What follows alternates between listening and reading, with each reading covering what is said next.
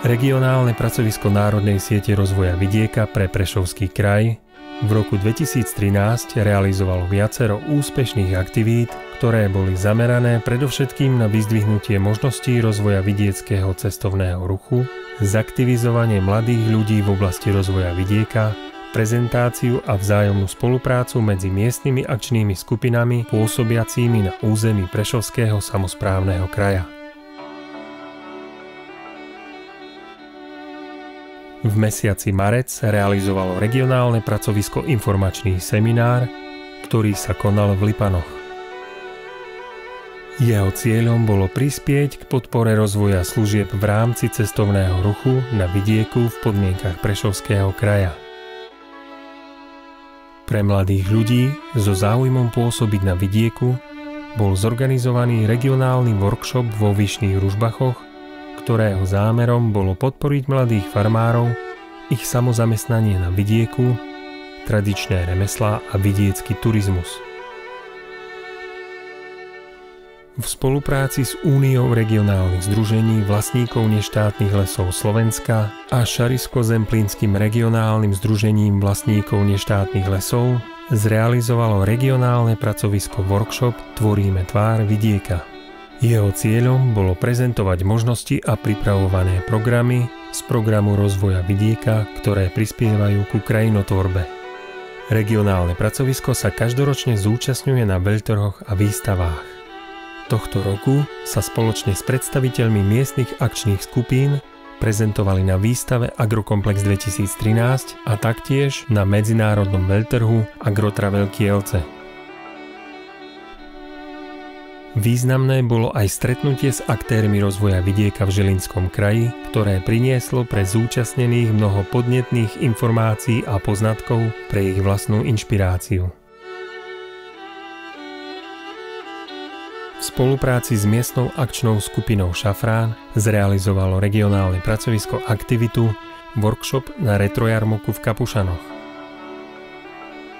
Prezentácia úspešnej implementácie programu rozvoja vidieka Slovenskej republiky 2007 až 2013 bola inšpiratívna pre aktérov rozvoja vidieka pri vzniku nových zaujímavých projektov.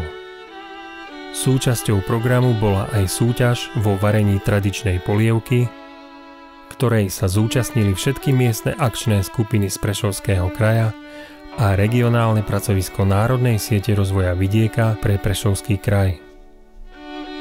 Sprievodným podujatím počas dožinkových slávností a jarmoku v Lipanoch bol informačný deň výmena skúseností s implementáciou programu rozvoja vidieka Slovenskej republiky 2007 až 2013 v rámci Slovenskej republiky na úrovni regiónov. Aktivita sa stretla s pozitívnymi ohlasmi a poskytla cenné informácie začínajúcim farmárom a taktiež aj širokej verejnosti. V tomto roku regionálne pracovisko zorganizovalo zahraničné exkurzie v Dánsku a Rakúsku, ktoré boli zamerané na výmenu skúseností v oblasti rozvoja vidieka, prehliadku malých rodinných fariem, tvorbu partnerstiev a úspešné realizované projekty. Ich cieľom bolo prispieť k oživovaniu vidieka na Slovensku použitím príkladov dobrej praxe z iných krajín a podporiť iniciatívy smerujúce k rozvoju malých obcí. Zúčastnení mali možnosť získať množstvo cenných poznatkov o využívaní prírodného a poľnohospodárskeho potenciálu v oblasti, ktoré sú prostriedkom pre udržiavanie zamestnanosti a kvality života na vidieku. V roku 2013 bolo v Prešovskom kraji prostredníctvom programu rozvoja vidieka Slovenskej republiky 2007 až 2013 úspešne realizovaných množstvo projektov. V rámci osy 4 prístupu LEADER bol implementovaný projekt obce Hendrichovce s názvom Oddychové centrum Hendrichovce. Vybudovaná oddychová zóna pre obyvateľov a návštevníkov obce pozostáva z detského ihriska, altánkov a oplotenia. Väčšina prác je už ukončená a na altánkoch prebiehajú dokončovacie práce a posledné úpravy.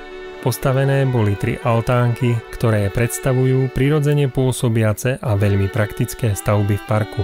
Vytvárajú príjemnú atmosféru pri posedeniach a oslavách aj v nepriaznivom počasí.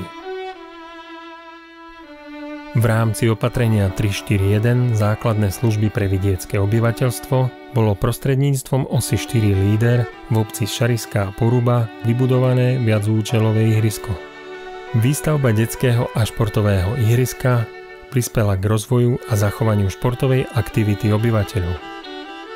Je miestom stretávania obyvateľstva a usporadúvania kultúrnych, spoločenských a športových podujatí. Na ihrisku sa nachádzajú basketbalové koše, bránky na minifutbal, volejbalová a tenisová sieť a lavičky pre hráčov. Aj tieto príklady motivujú a vedú aktérov rozvoja vidieka k novým myšlienkám, ako urobiť našu krajinu krajšou a jej obyvateľov spokojnejších.